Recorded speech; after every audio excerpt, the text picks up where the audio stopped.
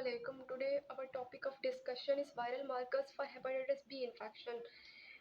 कुछ मार्कर्स होते हैं जिसकी वजह से हमें पता चलता है कि हेपेटाइटिस बी का इन्फेक्शन चल रहा है और आइदर वो अक्यूट है, क्रॉनिक है, रिकवरी फेज में है या फिर कैरियर स्टेट है। हमें ये भी पता चल सकता है कि एक पेशेंट, एक जो पर्सन है, इंडिविजुअल है, वो मतलब इस वायरस से उसकी इम्यूनाइजेशन हुई है कि नहीं हुई, ये भी पता चल सकता है। अच्छा, तो पहले तो ये कि वायरस की जो है वो स्ट्रक्चर कैसी होती है। पहले उसमें न्यूक्लिक एसिड होता है, इधर डीएनए हो सकता है या आरएनए हो सकता है। और उसके बाहर जो है उसकी एक प्रोटीन कोट होती है जिसको हम कहते हैं कैप्सिड। और कुछ वायरसेस होते ऐसे होते हैं जिनमें बाहर जो है वो कोट प्रेजेंट होती है, जिसको हम कोट प्रेजेंट होती है, लेयर होती है जिसको हम कहते हैं इन्वेलप। तो कुछ वायरसेस इन्वेलप्ड होते हैं, कुछ में ये कोट प्रेजेंट नहीं होती इन्वेलप, तो वो अनइन्वेलप्ड है। अब ये जो हेपेटाइटिस बी वायरस है ये एक डीएनए एनवेलप्ड वायरस है।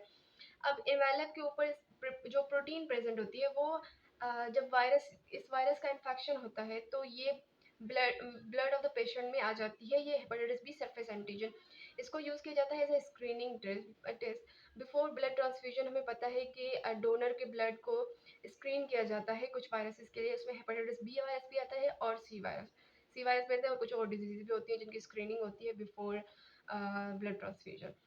अब जो है दूसरा दूसरा जो मार्कर है वो है हेपेटाइटिस बी ई एंटीजन और डीएनए। अब अगर वायरस की रेप्लिकेशन हो रही है, दोनों जो मार्कर हैं ये शो कर रहे हैं कि एक्टिव वायरल रेप्लिकेशन हो रही है।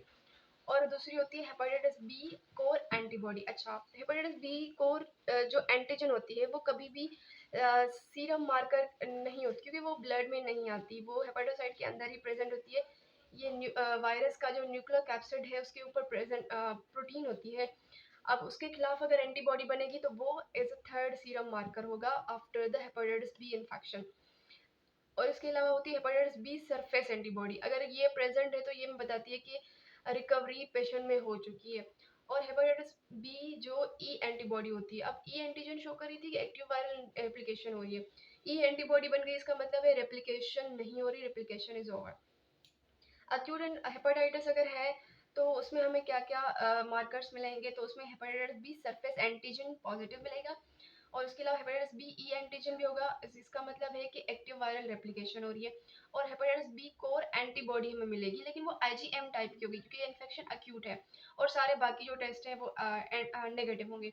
अब रिकवरी वाला पेशेंट है तो उसके सीरम मार्कर हमें कौन कौन से मिलेंगे। एक तो हमें जो हेपेटाइटिस बी सरफेस एंटीजन के खिलाफ एंटीबॉडी मिलेगी और वो पॉजिटिव होगी, वो उसके खिलाफ एंटीबॉडी बन गई, इसका मतलब है कि रिकवरी स्टेज है। और हेपेटाइटिस बी कोर एंटीबॉडी मिलती है लेकिन वो आईजीजी टाइप की होगी, ये शो करेगी कि प्रोलॉन्ग्ड अरसा हो चुका है इन्फेक्शन को, मतलब इन्फेक्शन बहुत टाइम पहले हुआ था। और हेपेटाइटिस बी ई एंटीबॉडी ये जो है ये बताती है कि हेपेटाइटिस बी ई एंटीजन के खिलाफ एंटीबॉडी बन गई है और वायरस की रेप्लिकेशन नहीं हो रही। और क्रोनिक हेपेटाइटिस में हमें कौन कौन से मार्कर्स मिलेंगे कि hepatitis B surface antigen positive होगा, हेपेटाइटिस बी जो ई एंटीजन है वो भी पॉजिटिव होगा, और हेपेटाइटिस बी कोर एंटीबॉडी जो है वो आईजीजी टाइप की होगी। लेकिन हमें इसमें हेपेटाइटिस बी सरफेस एंटीजन के खिलाफ एंटीबॉडीज नहीं मिलेंगी क्योंकि वो रिजोल्यूशन स्टेज में मिलती हैं हमें। और कैरियर स्टेट होगा। अब कैरियर हम उसको कहते हैं कि जिसमें इन्फेक्शन हो लेकिन उसमें साइन एंड सिम्टम्स ना हो और ये वायरस प्रेजेंट हो।